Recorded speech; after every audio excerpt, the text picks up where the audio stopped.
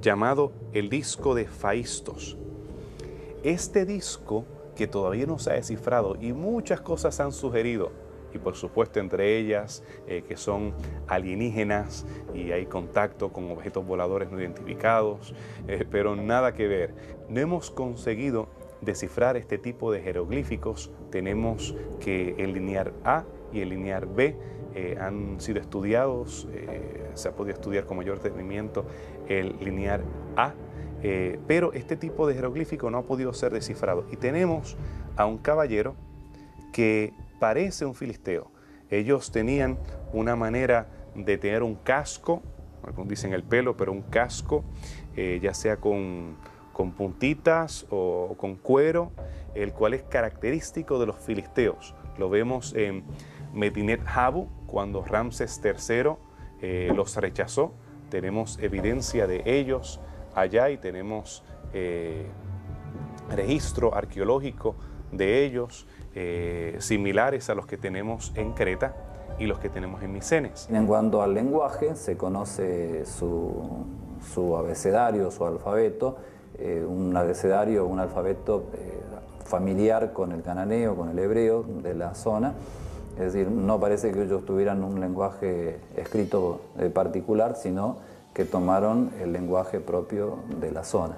Así que eso es lo que podemos decir de la cultura filistea, que sigue siendo una cultura destacada y diferente dentro de lo que es el marco del antiguo Cercano Oriente.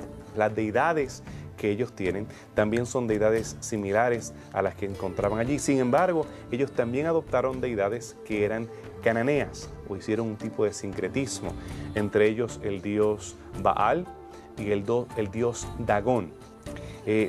Equivocadamente se le ha dado la connotación a Dagón de un dios mitad pez y mitad hombre. Y cuando se habla acerca del relato del arca yendo a diferentes ciudades filisteas, se asume que era este el tipo de dios, que sus brazos fueron quebrados. Sin embargo, no hay evidencia de que era un dios pez. Era más un dios que tenía que ver con el trigo y que sí tenía algún tipo de imagen similar a un hombre, pero tenía que ver más con el trigo que con los peces. Esa imagen del dios mitad pez y mitad hombre es una imagen posterior, creada en el judaísmo, apoyada por algunas representaciones iconográficas de otras culturas, pero que realmente no pertenecen a los filisteos, según como lo vemos registrado en el registro arqueológico. Los filisteos fueron feroces guerreros que se enfrentaron en diversas oportunidades con el pueblo de Israel, pero con el tiempo el pueblo fue debilitándose hasta que las invasiones de los grandes imperios mesopotámicos dieron fin a su historia. Ellos fueron asimilados por Israel en algunos momentos o fueron exterminados. Ya mencionamos el caso de Goliat y el caso de, peleas y guerras en las cuales ellos, por ejemplo, ahí cuando la historia de Sansón, que 3000 mueren y los líderes estaban ahí. Pero ellos fueron asimilados por los israelitas o fueron vencidos por los israelitas, pero también fueron vencidos por otros imperios, otros ejércitos, y finalmente ellos desaparecieron. Los filisteos eran parte de lo que se puede decir el puente geográfico entre Egipto y Asiria, la Mesopotamia, lo que más tarde fue Babilonia. Es decir, hablar de los filisteos es como hablar de los vecinos de la Palestina, junto con los fenicios, junto con los cananeos, con los hebreos, los israelitas.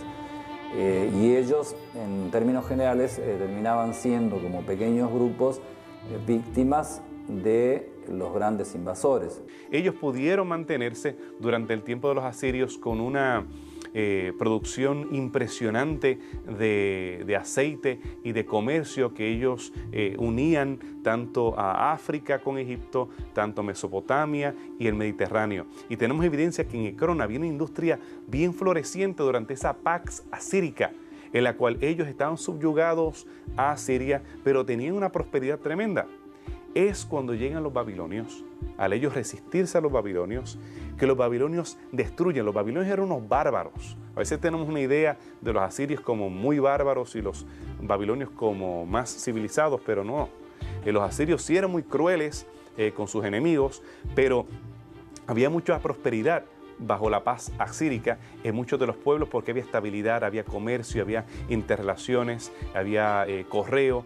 Cuando llegan los babilonios, ellos era el tipo de imperio que solamente se encargaba de consumir, destruir, extraer recursos y seguir hacia adelante. Y su éxito se basaba en seguir consumiendo, destruyendo y conquistando, no en producir, a diferencia de los asirios. Y ellos, los neobabilonios, son los que finalmente destruyen a Filistea. Tenemos que las capas de destrucción, en Ascalón especialmente, son impresionantes.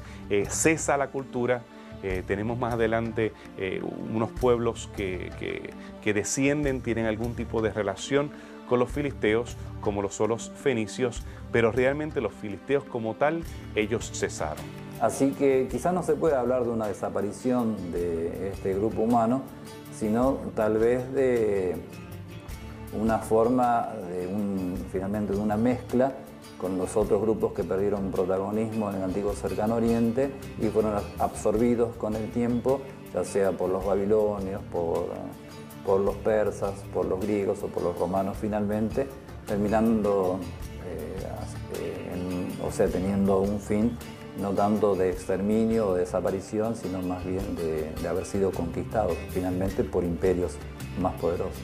Hoy por hoy nosotros no tenemos descendientes de los filisteos, aunque los sirios, las personas del Líbano, ellos quieren todavía preservar algún tipo de conexión con los fenicios de antaño que tienen algún tipo de relación con los filisteos, pero hoy por hoy las personas que están en Palestina no son filisteos, no tienen ningún tipo de relación. La mayoría de ellos son descendientes de tribus ismaelitas o quedaritas que ellos invadieron esa área siglos más tarde, después que los filisteos ya habían dejado de ser. Sin embargo, ellos fueron capaces de dejar su marca a tal extremo que hoy se conoce la región como Palestina. Sin embargo, aquel pueblo que había sido poderoso, que había enfrentado al pueblo de Dios, quedó en la oscuridad, mientras que el pueblo de Dios pudo permanecer hasta nuestros días. El niño que mató al gigante pudo demostrar que la fe en Yahvé era mucho más poderosa que la fe en las armas de los poderosos filisteos.